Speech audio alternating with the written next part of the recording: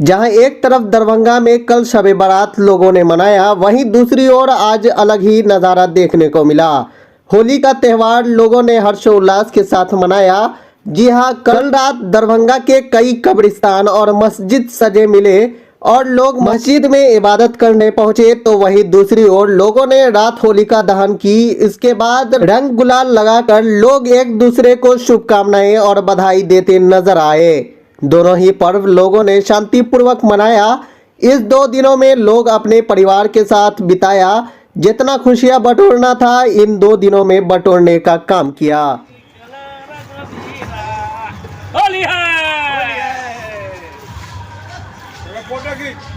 थोड़ा ले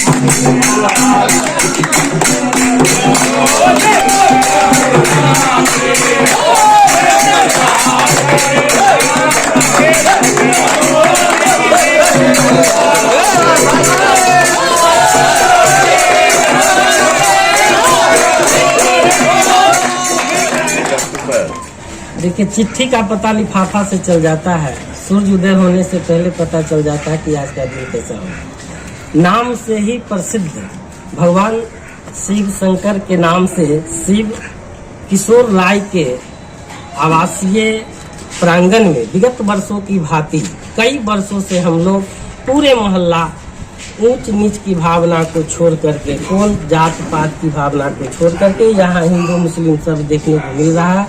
मिल करके हम लोग होली के रंग होली का त्यौहार मनाते हैं। जैसे कहा गया है, रंगों में रंग मिल जाते हैं और सब आपस की दुश्मनी दूर हो जाते हैं।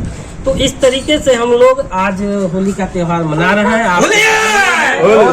इस तरीके से आज के दिन में हम संदेश देना चाहते हैं, खास करके शिव किशोर भैया के माध्यम से, कि ईश्वर से कामना करते हैं हम तमाम मोहल्लावासी कि इनका उम्र, हम लोग का भी उम्र लग जाए कि हम लोग हर वर्ष इनके आवास पर आकर के होली का त्यौहार मनावे। और पूरे देश स्तर पर ये राष्ट्रीय पर्व के नाम से जाना जाता है। सब भाईचारा मिलकर के होली का पर्व मनाएंगे। इन्हीं शब्दों के साथ हम अपनी बात को विराम देंगे।